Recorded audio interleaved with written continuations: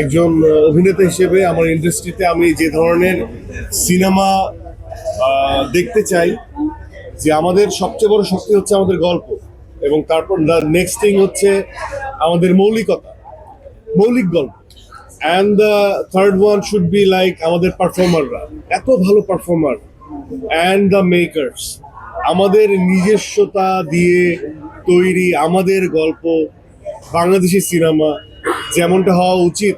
তো আমাদের অ্যাকশনগুলো আমাদের মতোই হবে, আমরা অন্যদের মতো অ্যাকশন করবো। তো এগুলো আমার ইচ্ছা। এগুলো হয়তো বা এখন অনেকের কাছে সেন্স মেক করবে না, আজ থেকে 10 বছর 20 বছর পর এগুলো সেন্স মেক করবে। একজন অভিনেতার আসলে কোনো পর্দার দরকার হয় না, ছোট পর্দা কি, মঞ্চ কি, আর বড় পর্দা কি। তারপর আমাদের এখানে একটা রেসিজম তৈরি করে দেওয়া হয়েছে যে ছোট পর্দার নায়ক, বড় পর্দার নায়ক, একটা কম্পিটিশন, রং কম্পিটিশন। তো আপনি দেখবেন যে নাওএডেজ আমরা যদি একটু একটু ভাবার চেষ্টা করি যে দ্য পারফর্মার্স, দেখবেন সব সিনেমাতেই ছোট পর্দা বড় পর্দা মিলিয়ে পারফর্মার।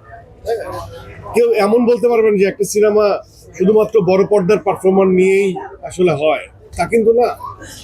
এরকম এই যে কালেকটিভ আর্টওয়ার্কে হয় কি, যারা যোগ্য তাদেরকে আমরা কাস্টিং করতে চাই। এটা খুব বেশি ইম্পর্টেন্ট না সে কোন পর্দা থেকে আসছে। যে ডিরেক্টর, সে হতে পারে ছোট পর্দার, হতে পারে বড় পর্দার, এটা কোনো ম্যাটার করে না। তো আপনি ডিরেক্টর যখন ম্যাটার করে না, পারফর্মার তো আরো করে।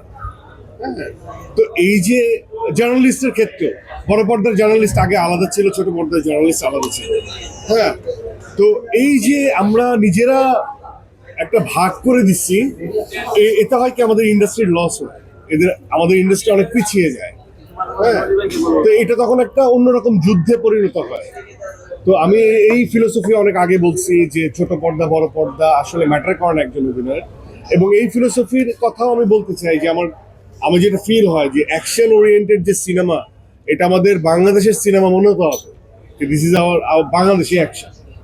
হ্যাঁ, বাংলা অ্যাকশন কি কম ফাটাফাটি হইতে পারে নাকি? এটা তো এমন না। কিন্তু এই যে কিছু কনভেনশনাল ওয়েতে করা অ্যাকশন আমার কাছে খুব বোরিং লাগে। অ্যাজ এ অডিয়েন্স আমার কাছে খুবই ভালো লাগে না।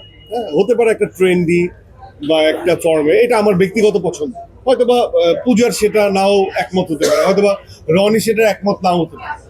কিন্তু আমার দায়িত্ববোধের জায়গা থেকে আমি বাংলা সিনেমা ইন্ডাস্ট্রি আর মিডিয়া ইন্ডাস্ট্রির একজন মানুষ হিসেবে আমারও কিছু ব্যক্তিগত ইচ্ছা আছে। সেই ইচ্ছার উপরেই কাজ করে আমার পরপর এই 3টে সিনেমা এরকম আসা। তো আমি অবশ্যই অ্যাকশন করবো। অ্যাকশনকে আমি ছোটবেলা থেকে অ্যাকশন সিনেমা দেখে বড় হয়েছি, বিশেষ করে যুদ্ধের সিনেমা দেখে। হ্যাঁ, তো এখন সাপোজ ধরেন যে একটা যুদ্ধের সিনেমা, হার্ডকোর যুদ্ধ হচ্ছে, সেটা তো অ্যাকশন। এটা তো অবভিয়াস না যে মানে আমাকেই তুলে নিতে হবে একটা গান, সেটা দিয়ে পৃথিবী উজাড় করে গুলি করবো আমি, এরকম তো না, বিষয়টা এরকম না।